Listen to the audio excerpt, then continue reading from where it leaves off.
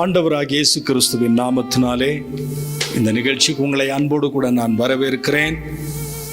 இன்றைக்கு உலகமெங்கிலும் சிலுவையிலே தொங்கின ஆண்டவராகிய இயேசு கிறிஸ்துனுடைய பாடு மரணத்தை பற்றியும் அவர் சிலுவையிலே மொழிந்த 7 வார்த்தைகளை பற்றியும் எல்லா சபைகளிலும் ஏறெடுத்து கொண்டிருக்கிறார்கள். இந்த நிகழ்ச்சியின் வாயிலாக இயேசு கிறிஸ்து சிலுவையிலே பேசினதான கடைசி வார்த்தையை நாம் தியானிக்க போகிறோம். லூக்கா எழுதின சுவிசேஷம் 23ஆம் அதிகாரம் 46ஆம் வசனத்தை வாசிக்கலாம். இயேசு, பிதாவே, உம்முடைய கைகளில் என் ஆவியை ஒப்புவிக்கிறேன் என்று மகா சத்தமாய் கூப்பிட்டு சொன்னார். இப்படி சொல்லி ஜீவனை விட்டார். இயேசு, பிதாவே, உம்முடைய கைகளில் என் ஆவியை ஒப்புவிக்கிறேன் என்று சொன்னார். அவர் சிலுவையிலே பேசின கடைசி வார்த்தை, உம்முடைய கரங்களில் என் ஆவியை ஒப்புவிக்கிறேன். இது சாதாரணமான வார்த்தை அல்ல. அவர் முற்றிலும் ஒப்பு கொடுத்தார். அதே நேரத்தில் இந்த உலகத்திற்காக அவர் நமக்காக முற்றிலும் அர்ப்பணித்தார் என்று நாம் சொல்ல கேட்கிறோம். சிலுவையிலே அவர் பேசின முதலாம் வார்த்தை என்ன? பிதாவே, இவர்களுக்கு மன்னியும் என்று சொல்லுகிறார். 4ஆம் வார்த்தை என்ன சொல்கிறது? என் தேவனே, என் தேவனே, ஏன் என்னை கைவிட்டீர் என்று சொல்லுகிறார். 7ஆம் வார்த்தையில, இறுதி வார்த்தையில, பிதாவே, உம்முடைய கரங்களில் என் ஆவியை ஒப்புவிக்கிறேன் என்று சொன்னார். இது தேவனை மையப்படுத்தி அவர் வாழ்ந்த ஒரு வாழ்வு. அவர் சொல்லுகிறார், நான் அல்பா ஒமேகா, ஆதியும் அந்தமுமாயிருக்கிறேன். தேவனையே சார்ந்திருக்கிற ஒரு வாழ்வு அவருக்கு இருந்தது. அவர் 40 நாட்கள் உபவாசம் இருந்து ஆவியானவராலே வனாந்திரத்தில் சோதிக்கும்படியாக கொண்டு போகப்பட்ட போது கூட சாத்தான் சொல்லுகிறார், நீர் தேவனுடைய குமாரனே ஆனால் இந்த கல்லுகள் அப்பங்களாகும்படி செய்யும் என்று கேட்கிறான். அப்படி என்றால் அதனுடைய அர்த்தம் என்ன? இந்த வனாந்திரத்தில் உமக்கு உதவி செய்கிறதற்கு ஒருவரும் இல்லை. உமக்கோ மிகுந்த பசி உண்டாயிருக்கிறது. உம்முடைய தேவனாகிய கர்த்தர் உம்மை தனியே விட்டு விட்டார். உம்மை நேசித்திருப்பாரானால் இந்த வனாந்திரத்தில் அவர் உமக்கு ஆகாரத்தை கொடுத்திருக்க கூடும் என்று சொல்லுகிற போது கூட ஆண்டவர் தேவனையே சார்ந்து வாழ்ந்தார். தேவனையே மையப்படுத்தி வாழ்ந்தார். அவருடைய சித்தத்தை 100% நிறைவேற்றினார். சாத்தானுக்கு அவர் என்ன சொன்னார்? மனிதன் அப்பத்தினால் மாத்திரமல்ல, தேவனுடைய வாயிலிருந்து புறப்படுகிற ஒவ்வொரு வார்த்தையினாலும் பிழைப்பான் என்று எழுதியிருக்கிறது. தேவனுடைய வாயிலிருந்து புறப்படுகிற ஒவ்வொரு வார்த்தை. அதே போலதான் அவர் கெத்சேமனே தோட்டத்தில் வியர்வை துளியை இரத்த துளிகளாக்கி சிந்தி மிகுந்த கிளேசத்தோடு ஜெபிக்கிற போது கூட அவர் இப்படியாக ஜெபித்தார், பிதாவே, உமக்கு சித்தமானால் இந்த பாத்திரம் என்னை விட்டு நீங்கும்படி செய்யும். ஆகிலும் என்னுடைய சித்தத்தின்படி அல்ல, உம்முடைய சித்தத்தின்படி ஆக கடவுது என்று சொன்னார். நாம சுய சித்தத்தை உடையவர்களாக இருந்தாலும் ஒன்று, இந்த உலகத்துல சாத்தானை சார்ந்து வாழ வேண்டிய ஒரு நிலைக்கு நாம் தள்ளப்பட்டிருக்கிறோம். அது சாத்தானால் வரக்கூடிய ஒரு பயங்கரமான ஒரு தந்திரம். தேவனை அண்டிக் கொள்ளக்கூடாது, தேவனை சார்ந்திருக்க கூடாது என்று சொல்லி அப்படிப்பட்ட ஒரு நிலைக்கு மனிதன் நிற்கதியாக இருக்க வேண்டும் என்று அவனுடைய சூழ்ச்சியினாலே மனிதன் சாத்தானை சார்ந்து வாழ வேண்டும் என்கிற ஒரு நேதிக்கு தள்ளப்பட்டு விடுகிறான். இல்லாவிட்டால் கடவுளை சார்ந்து வாழக்கூடிய ஒரு நிலைக்கு தள்ளப்படுகிறான். ஆண்டவர் அவனை இழுத்துக் கொள்ளுகிறார். ஆனால் ஆண்டவர் அப்படி அல்ல. அவர் முழுக்க முழுக்க தேவனை மையப்படுத்தியே வாழ்ந்தார். தேவனையே சார்ந்திருக்கக்கூடிய ஒரு வாழ்வு அவருக்கு இருந்தது. அவர் அல்பா ஒமேகா, ஆதியும் அந்தமுமாய் இருக்கிறார். துவக்க காலத்திலிருந்து கடைசி நிமிஷம் வரைக்கும் அவர் சுயமாக எதுவுமே செய்யல. அவர் தன்னை சுய சித்தத்திற்கு ஒப்பு கொடுக்கவே இல்லை. சுய மகிமைக்கு தன்னை ஒப்பு கொடுக்கவே இல்லை. சுய பரிதாபத்திற்கு தன்னை ஒப்பு கொடுக்க இல்லை. முழுக்க முழுக்க தேவனுடைய சித்தத்தின் மையத்திலே வாழ்ந்தார்.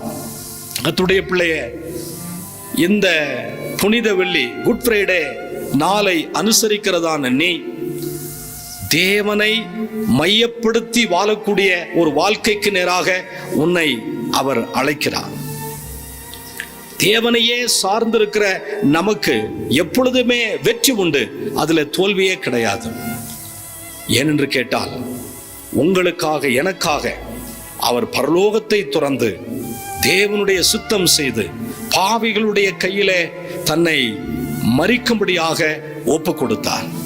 சாத்தான் நினைத்தான் அவரை கொன்றுவிட்டோம், உலக தலைவர்களை வைத்து இயேசு கிறிஸ்து என்கிற அந்த தெய்வத்தை, உலகத்திற்கு மீட்பு கொடுக்கக்கூடிய அந்த தெய்வத்தை அழித்து விட்டோம், இனி மீட்பு கொடுப்பதற்கு ஒருவரும் இல்லை என்று எண்ணிக்கொண்டிருக்கிறதான நேரத்திலே தான் ஆண்டவராகிய இயேசு கிறிஸ்து 3ஆம் நாள் உயிர் தெழுந்ததாக வேதத்திலே வாசிக்கிறோம்.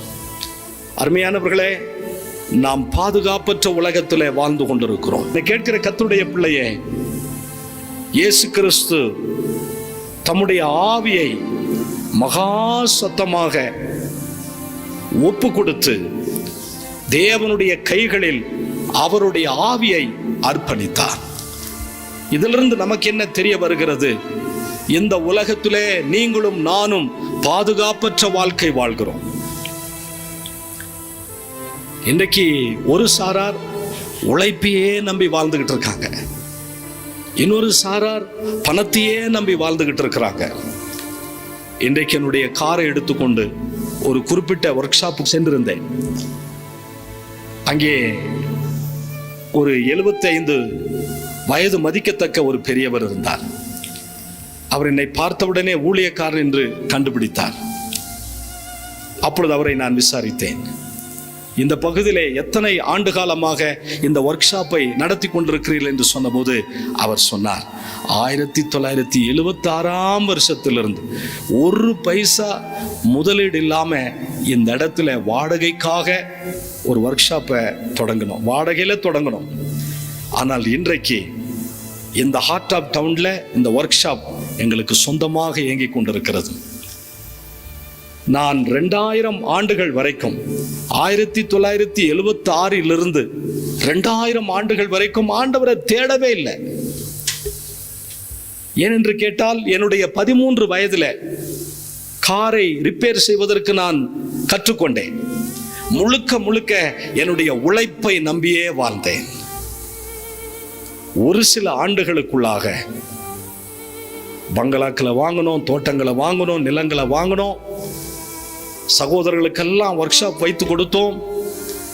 நான் கடவுளை தேடவே இல்லை. நான் ஒரு கிறிஸ்தவன் தான். பணம் தானாக கொட்டி கொண்டிருந்தது. அதற்கு ஒரே ஒரு ரகசியம், நான் சிறு வயதிலே கற்றுக்கொண்ட இந்த தொழில்நுட்பம். நான் கடவுளை தேடவே இல்லை.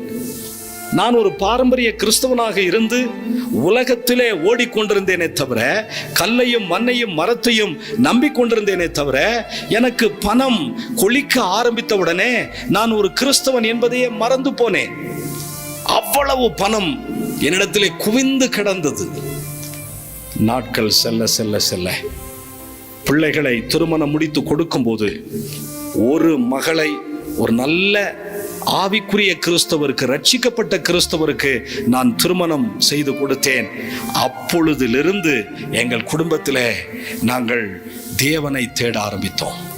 அவர் சொன்னார், தேவனை நான் ஜெபிக்காத போது, தேடாத போது, அவருடைய ஆலயத்திற்கே கடமைக்காக சென்ற போது எனக்கு செல்வம் கொளித்து கொண்டே இருந்தது. எங்க வீட்டில் பணம் கொட்டோன்னு கொட்டிக்கிட்டு இருந்தது. ஆனா 2000 ஆண்டவரை நான் தேட ஆரம்பிக்கிறேன். நார்மலான நிலையில தான் நான் நின்று கொண்டிருக்கிறேன். அப்பொழுது நான் அவருக்கு சொன்னேன், மனிதன் உலகத்தை முழுவதையும் ஆதாயப்படுத்தி கொண்டாலும் தன் ஜீவனை நஷ்டப்படுத்தினால் அவனுக்கு லாபம் என்ன?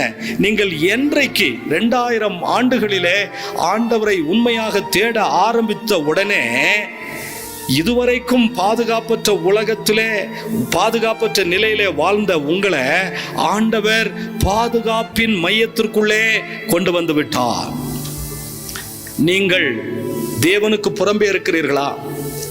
இந்த உலகம் ரொம்ப ஆபத்து நிறைந்தது, பாவங்கள் நிறைந்தது, ஆசாபாசங்கள் நிறைந்தது, பலவிதமான வேற்றுமைகள் நிறைந்த இந்த உலகத்துல ஆண்டவர் நமக்கு நிறைய ஆப்பர்ச்சுனிட்டியை கொடுக்கிறார். இது ஒரு சாதாரண கல்லறை வாசகம் கிடையாது. பிதாவே உம்முடைய கரங்களில் என் ஆவியை ஒப்புவிக்கிறேன் என்று சொல்லுகிறது சாதாரண ஒரு கல்லறை வாசகமே கிடையாது. இது ஒரு பலமான ஒரு வார்த்தை. இந்த பாதுகாப்பற்ற உலகத்துல ஆண்டவர் நமக்கு சொல்லுகிற நல்ல நல்ல ஆலோசனைகளை நீங்க கவனிப்பீங்கன்னு சொன்னா, ஆண்டவர் சொல்லுகிறார், நீங்கள் என் கையில் இருக்கிறீர்கள், உங்களை ஒருவனும் என்னிடத்திலிருந்து பறிக்க முடியாது என்று சொல்லுகிறார். உங்களை என் உள்ளங்கையிலே வரைந்து வைத்திருக்கிறேன், உன்னுடைய மதிழ்ச்சிவர் எப்பொழுதும் எனக்கு முன்பாக இருக்கிறது என்று ஆண்டவர் சொல்லுகிறார். புதிய ஏற்பாட்டில் என்ன சொல்லுகிறார்? உங்கள் தலையில் இருக்கிற முடியெல்லாம் எண்ணப்பட்டிருக்கிறது, அவைகளில் ஒன்றாகிலும் என்னுடைய சித்தம் இல்லாமல் கீழே விழாது. நம்மள ஆண்டவர் உள்ளங்கையிலே வரைந்து வைத்திருக்கிறாராம். கொலேசியர் 3ஆம் அதிகாரம் 1ஆம் வசனத்தை வாசிக்க கேட்கலாம். கொலேசியர் 3:1 வாசிக்க. நீங்கள் கிறிஸ்துவுடனே கூட உண்டானால் கிறிஸ்து தேவனுடைய வலது பாரிசத்தில் வீற்றிருக்கும் இடத்தில் உள்ள மேலானவைகளை தேடுங்கள், பூமியில் உள்ளவைகளை அல்ல மேலானவைகளையே நாடுங்கள். ஏனென்றால் நீங்கள் மரித்தீர்கள், உங்கள் ஜீவன் கிறிஸ்துவுடனே தேவனுக்குள் மறைந்திருக்கிறது. நீங்கள் மரித்தீர்கள், உங்கள் ஜீவன் கிறிஸ்துவுடன் தேவனுக்குள் மறைந்திருக்கிறது. உங்கள் ஜீவன் தேவனுக்குள் மறைந்திருக்கிறது. மேலும் வேதவசனம் சொல்லுகிறது, நான் விசுவாசிக்கிறவர் இன்னார் என்று அறிவேன். 1 கொரிந்தியர் 11ஆம் அதிகாரம் 21ஆம் வசனம் சொல்லுகிறது, நான் அவரிடத்தில் ஒப்புவித்ததை கர்த்தரிடத்தில் பெற்றுக்கொண்டேன். வாசிங்க 1 கொரிந்தியர் 11:21ஆம் வசனத்தை வாசிக்கலாம். ஸ்தோத்திரம். இப்படி செய்கிறது கர்த்தருடைய ராபோஜனம் பண்ணுதல் அல்லவே? புசிக்கிறதற்கும் குடிக்கிறதற்கும் உங்களுக்கு வீடுகள் இல்லையா? தேவனுடைய சபையை அசட்டை பண்ணி இல்லாதவர்களை வெட்கப்படுத்துகிறீர்களா? உங்களுக்கு நான் என்ன சொல்வேன்? இதை குறித்து உங்களை புகழ்வேனா? புகழேன். நான் உங்களுக்கு ஒப்புவித்ததை கர்த்தரிடத்தில் பெற்றுக்கொண்டேன். கர்த்தராகிய இயேசு காட்டி கொடுக்கப்பட்ட அன்று ராத்திரியிலே அப்பத்தை எடுத்து ஸ்தோத்திரம் பண்ணி அதை விட்டு, நீங்கள் வாங்கி புசியுங்கள், இது உங்களுக்காக விற்கப்படுகிற என்னுடைய. பவுல் அப்போஸ்தலன் சொல்லுகிறார், அவரிடத்தில் ஒப்புவித்ததை அவர் கடைசி வரைக்கும் காத்துக்கொள்ள அவர் வல்லமுள்ளவராக இருக்கிறார். இந்த உலகத்திலே நமக்கு பெரிய பாதுகாப்பு இருக்கிறது. இயேசு கிறிஸ்துனுடைய கரங்கள்ல தான் நாம பத்திரமா இருக்க முடியும்.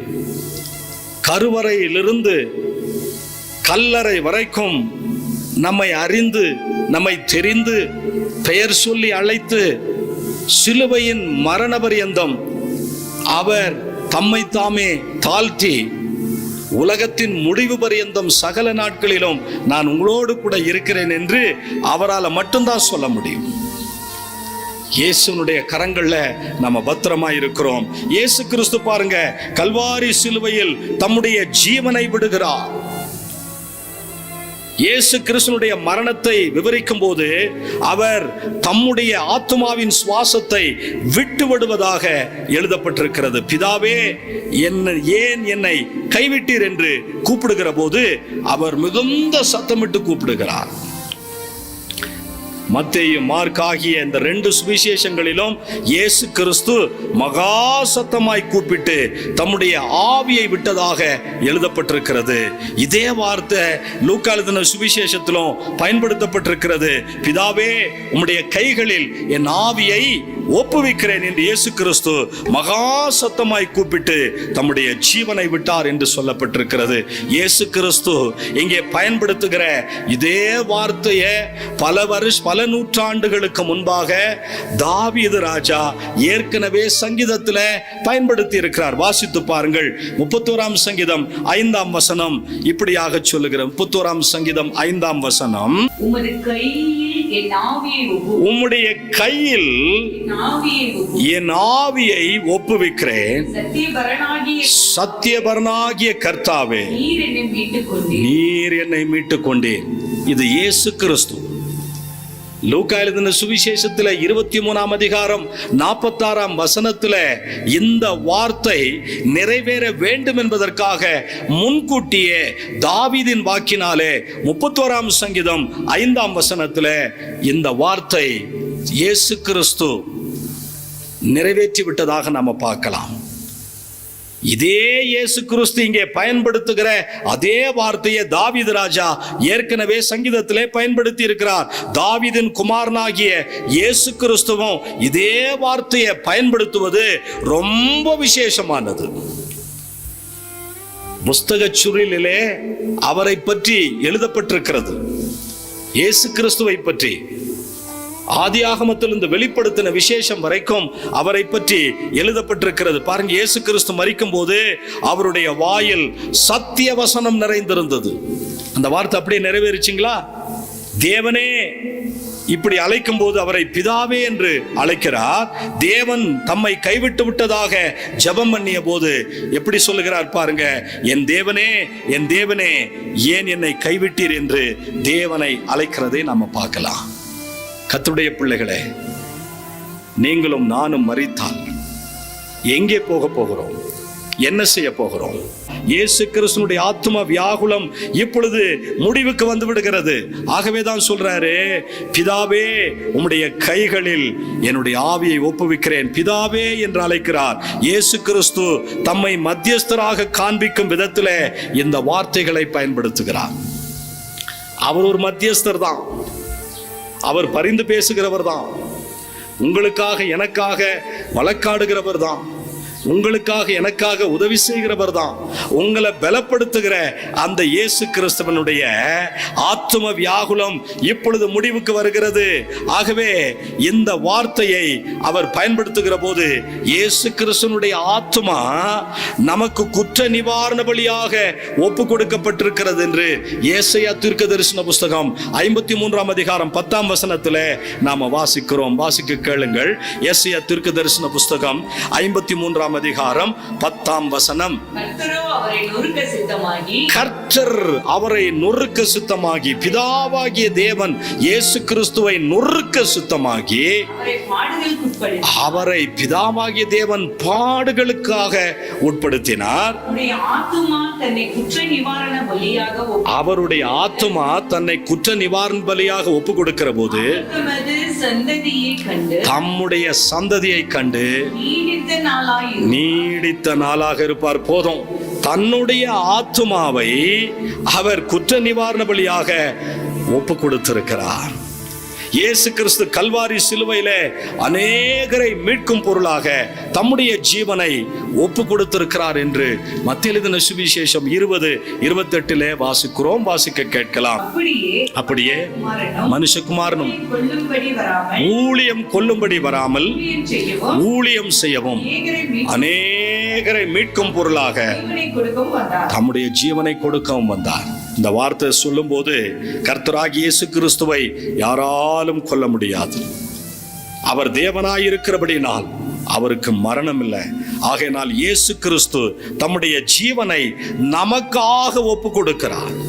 பாவிகளை ரட்சிக்க கிறிஸ்து இயேசு இந்த உலகத்திற்கு வந்தார். தம்முடைய ஜீவனை குற்ற நிவாரண பலியாக ஒப்பு கொடுக்கிறார். இயேசு கிறிஸ்து தம்முடைய கரங்களை தமது தலையில் வைத்து அதை தமது பிதாவினிடத்திலே ஒப்பு கொடுக்கிறார். தம்முடைய பிதாவின் கரங்களிலே தம்முடைய ஜீவனை ஒப்பு கொடுத்து இயேசு கிறிஸ்து பாவிகளுக்காக கல்வாரி சிலுவையில் தம்முடைய ஜீவனை கொடுத்து முடித்தார் என்கிற அடையாளங்கள் அங்கே நிறைவேறுகிறது. பாவிகளுடைய ஜீவன்களுக்கும் ஆத்துமாக்களுக்கும் பதிலாக தம்முடைய ஜீவனையும் தம்முடைய ஆத்துமாவையும் ஏற்றுக்கொள்ளுமாறு பிதாவினிடத்துல விண்ணப்பம் பண்ணுகிறார். பாருங்க, பாவிகளுடைய ஜீவன்களுக்கு பதிலாக, பாவிகளுடைய ஆத்துமாக்களுக்கு பதிலாக தம்முடைய ஜீவனையும் தம்முடைய ஆத்துமாவையும் ஏற்றுக்கொள்ளுமாறு பிதாவினிடத்தில் அவர் விண்ணப்பம் பண்ணுகிறதை பார்க்கலாம். பழைய ஏற்பாட்டிலே மோசே இஸ்ரவேல் ஜனங்களை வழிநடத்தி கொண்டு வருகிற போது, மோசே நீ தரித்து நில், நீ தள்ளி நில், உன்னை பெரிய ஜாதியாக்குவேன், இந்த ஜனங்களை அழித்து போடுவேன் என்று சொன்னபோது மோசே பரிந்து பேசுகிறவராக நின்றார். நீர் எகிப்து தேசத்திலிருந்து கொண்டு வந்த உம்முடைய ஜனங்களை இந்த வனாந்திரத்திலே அழிப்பீரானால் சுற்றிலும் இருக்கிற புறஜாதியார் உம்மை துக்கிப்பார்களே, உம்முடைய நாமத்தை கனவீனம் பண்ணுவார்களே. வேண்டாம் ஆண்டவரே, உம்முடைய ஜனத்தை அழித்து போடுவதற்காகவா அங்கே இருந்து கொண்டு வந்தீர்? இந்த ஜனங்களை நீர் காப்பாற்ற வேண்டும், இல்லாவிட்டால் என்னுடைய பெயரை உம்முடைய ஜீவ புஸ்தகத்திலிருந்து எடுத்து போடும் என்று சொல்லி மன்றாடி ஜெபிக்கிறத பார்க்கலாம். என கேட்கிற கர்த்தருடைய பிள்ளைகளே, நாம மரிக்க வேண்டிய இடத்துல நம்முடைய ஜீவன்களுக்கு பதிலாக, நம்முடைய ஆத்மாக்களுக்கு பதிலாக தம்முடைய ஜீவனையும் தம்முடைய ஆத்மாவையும் ஏற்றுக்கொள்ளுமாறு பிதாவினிடத்திலே ஒப்பு கொடுக்கிறதை பார்க்கலாம். ஒருவர் ஒரு காணிக்கையை செலுத்தும் போது அதை அவர் மனப்பூர்வமாக செலுத்த வேண்டும். இதைத்தான் இயேசு கிறிஸ்து மனப்பூர்வமாக செய்து முடித்தார். நீங்களும் நானும் காணிக்கை படைக்கிற போது எப்படி படைக்கிறோம்? அனனியா சப்பிராலை போல படைக்கிறோம். தன்னுடைய தேவையென்று இருந்த 2 வெள்ளிப்பணத்தை கர்த்தருடைய காணிக்கை பெட்டியிலே படைத்து 4 தினத்திற்கு அவளுக்கு ஒன்றுமில்லாத நிலையிலே அவள் படைத்த காணிக்கையை மற்ற எல்லா ஐஸ்வர்யவான்களை விட இவள் தாராளமாக படைத்தாள் என்று அவளை குறித்து ஆண்டவர் மெச்சிக்கொண்டார். நம்மை குறித்து ஆண்டவர் என்ன சொல்லுகிறார்? நீங்க எதை செய்தாலும் கர்த்தருக்காக செய்யணும், மனப்பூர்வமாக செய்யணும். இதுதான் தேவனுடைய சித்தம். அப்பொழுதுதான் அதுல பூரணம் வெளிப்படும், அப்பொழுதுதான் அந்த காணிக்கை அங்கீகரிக்கப்படும். இயேசு கிறிஸ்து தம்முடைய ஜீவனை பாவ நிவாரண காணிக்கையாக செலுத்தும் போது அதை பிதாவினிடத்திலே மனப்பூர்வமாக செலுத்துகிறதை நாம் பார்க்கலாம். இயேசு கிறிஸ்துனுடைய பாவ நிவாரண காணிக்கையை பிதாவாகிய தேவன் அங்கீகரிக்கிறார். இயேசு கிறிஸ்து தம்முடைய ஆவியை பிதாவினுடைய கையில் ஒப்புவிக்கிறார். பிதா தமது குமாரனாகி இயேசு கிறிஸ்துவை தமது பரதீசத்தில் ஏற்றுக்கொண்டு, தம்முடைய பரதீசனுடைய சாணத்திலே ஏற்றுக்கொண்டு 3ஆம் நாளில் அவரை மறுபடியுமாக உயிர்த்தெழ வைத்து பூமிக்கு அனுப்புகிறார். அந்த 3ஆம் நாளில் தான் இயேசு கிறிஸ்து உயிர்த்தெழுந்தார். அல்லேலூயா.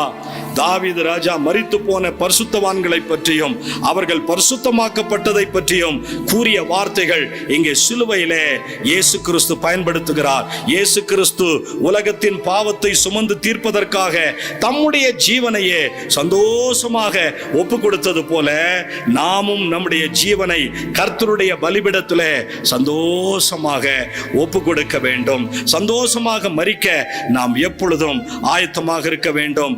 நமக்கு ஆண்டவர் நித்திய ஜீவனை நியமித்திருக்கிறார். நம்முடைய எண்ணம், நம்முடைய உள்ளத்தின் ஆழத்தில் அவரை பற்றினதான சிந்தை பதிந்திருக்க வேண்டும். அப்பொழுதுதான் பிதாவின் சமூகத்தில் நாம் ஜெபிக்கும் போது இயேசு கிறிஸ்துவை போல, பிதாவே உம்முடைய கரங்களில் என் ஆவியை ஒப்புவிக்கிறேன் என்று சந்தோஷமாக சொல்ல முடியும், சந்தோஷமாக ஜெபிக்க முடியும். அவருடைய கரத்தில் ஒப்பு கொடுத்துட்டார். நம்முடைய ஜீவன் அவருடைய கரத்தில் ஒப்பு கொடுத்துட்டார். நம்முடைய வாழ்க்கையை அவருடைய கரத்தில் ஒப்பு கொடுத்துட்டார். நம்முடைய எதிர்காலத்தை அவருடைய கரத்தில் ஒப்பு கொடுத்துட்டார். அவர் பத்திரமாய் பாதுகாத்துக் கொள்வார். பாருங்க, இயேசுவின் கரங்கள்ல தான் பத்திரம் இருக்கு. Safe in the arms of Jesus. இயேசு கிறிஸ்துவினுடைய பாதுகாப்புக்குள்ளே கடந்து வாங்க. பாருங்க, சந்தோஷமாய் ஜெபிக்கிற ஒரு மனிதன் எதை குறித்தும் கலங்க மாட்டான், எதை குறித்தும் பயப்பட மாட்டான். நம்முடைய ஆவியையும் அப்படித்தான் நாம் ஒப்பு கொடுக்கணும். இயேசு கிறிஸ்து தமது ஜீவனை ஒப்பு கொடுத்தார். தேவனை மனுஷனால் கொல்ல முடியாது. ஆகையினால் இயேசு கிறிஸ்து தமது ஜீவனை ஒப்பு கொடுக்கிறார். சரீர மரணத்தின் போது ஆவியும் ஆத்மாவும் சரீரத்தை விட்டு பிரிந்துவிடும். சரீர மரணத்திலே நடக்கிறது இதுதான். ஆவியும் ஆத்துமாவும் சரீரத்தை விட்டு பிரிஞ்சிரும். இயேசு கிறிஸ்து மரித்த போது அவருடைய சரீரத்தை கல்லறையிலே அடக்கம் பண்ணினார்கள். சாத்தானால் சிறைபிடிக்கப்பட்டவர்களை மீட்பதற்காகத்தான் அவர் பாதாளத்திற்கு சென்று காவலில் உள்ள ஆவிகளுக்கு பிரசங்கித்து மரித்து அடக்கம் பண்ணப்பட்ட அவர் 3ஆம் நாள் உயிர் தெழுந்தார். அதைத்தான் ஈஸ்டர் என்று கொண்டாடி கொண்டிருக்கிறோம். இயேசு கிறிஸ்து கடைசியாக அவருடைய வார்த்தையில சொல்லுகிற காரியம் என்ன? உமது கைகளில் என் ஆவியை ஒப்புவிக்கிறேன். இப்போ அவருடைய ஆவி பிதாவினுடைய கரத்தில் ரொம்ப சேஃபா இருக்கு. நீங்களும் உங்க பிள்ளைகளும் உங்க வாழ்க்கையும் உங்க எதிர்காலமும் தேவனுடைய கரத்தில் ரொம்ப சேஃபா இருக்கணும்னா அவருடைய கரத்தில் ஒப்பு கொடுத்துருங்க. சங்கீதம் 37:5 சொல்லுகிறது, உன் வழியை கர்த்தருக்கு ஒப்புவித்து அவர் மேல நம்பிக்கையாரு, அவரே காரியத்தை வாய்க்க செய்வார். ஜெபிக்கலாம். அன்பும் இரக்கமும் தயவும் நிறைந்த நல்ல பிதாவே, நீர் சிலுவையிலே முழிந்த 7ஆம் வார்த்தை, பிதாவே உம்முடைய கைகளில் என் ஆவியை ஒப்புவிக்கிறேன். நீர் எங்களுக்காகத்தான் அதை செய்தீர். இந்த உலகம் பாதுகாப்பற்ற நிலையில நீர் எங்களுக்கு பாதுகாப்பு கொடுப்பதாக வாக்கு பண்ணுகிறீர். உலகத்தின் முடிவு பரியந்தம் சகல நாட்களிலும் நான் உங்களோடு கூட இருக்கிறேன் என்று சொன்னீரே. பழைய ஏற்பாட்டினுடைய தீர்க்க தரிசன வார்த்தைகளை உம்முடைய மரணத்திலே நிறைவேற்றினீரே, அதற்காய் ஸ்தோத்திரம். எங்களுக்காக நீர் திரும்ப வரப்போகிறீர். உம்முடைய உயிர்த்தெழுதலை நிச்சயமாக நாங்கள் கொண்டாடி உம்மை மகிமைப்படுத்தி அழிந்து போய் கொண்டிருக்கிற பாதுகாப்பற்ற உலகத்திலே வாழ்கிற ஜனங்களுக்கு உம்முடைய அன்பை சொல்வோம் என்று இந்த புனித வெள்ளி நாட்களிலே நாங்கள் தீர்மானம் எடுக்கிறோம். கர்த்தர் எங்களை ஆட்கொண்டு வழி நடத்தும். இயேசு கிறிஸ்துவின் உன்னத நாமத்தில் ஆசீர்வதித்து ஜெபிக்கிறோம் ஜீவனுள்ள நல்ல பிதாவே, ஆமென். God bless you. கர்த்தர் உங்களை ஆசீர்வதிப்பாராக. ஆமென். உங்களுக்கு ஈஸ்டர் நல்வாழ்த்துக்களை தெரிவித்துக் கொள்கிறேன். இந்த உயிர்த்தெழுதலை ஜெபத்தோடு பயபக்தியோடு நாம கர்த்தருடைய நாமத்தின் மகிமைக்காக அநேகருக்கு சுவிசேஷத்தை சொல்லக்கூடிய அந்த தெய்வீக குணாதிசயத்தோடு கொண்டாடுவோம். கர்த்தருடைய நாமம் மகிமைப்படுவதாக. ஆமென். ஒரு பாவம் மரியா பாலகனையா, ஒரு பாவம் மரியா பாலகனையா, பகைவனோ பகைத்திட போகிறாரையா, பகைவனோ பகைத்திட போகிறாரையா, அந்தோ தெரியுதா ஜீவன் போகுதே.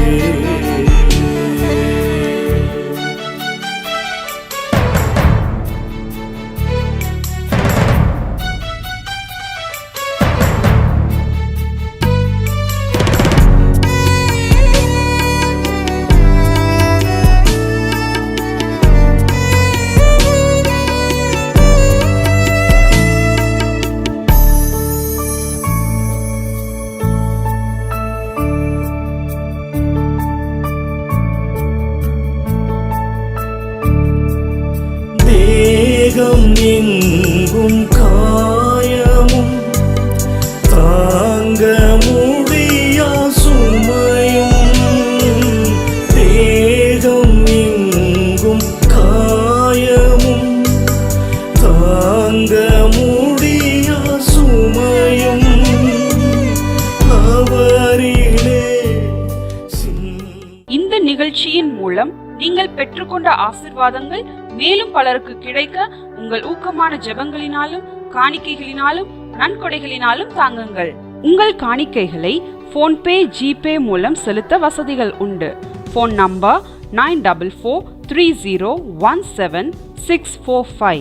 எங்களுடைய அக்கவுண்ட் விவரங்கள்: வங்கி கணக்கு எண் pastor Suri Stephen, Canara bank, account number 62282110012137, IFSC code CNRP 0016238 Ooty Mary Hill branch. தொடர்புக்கு 9443017645.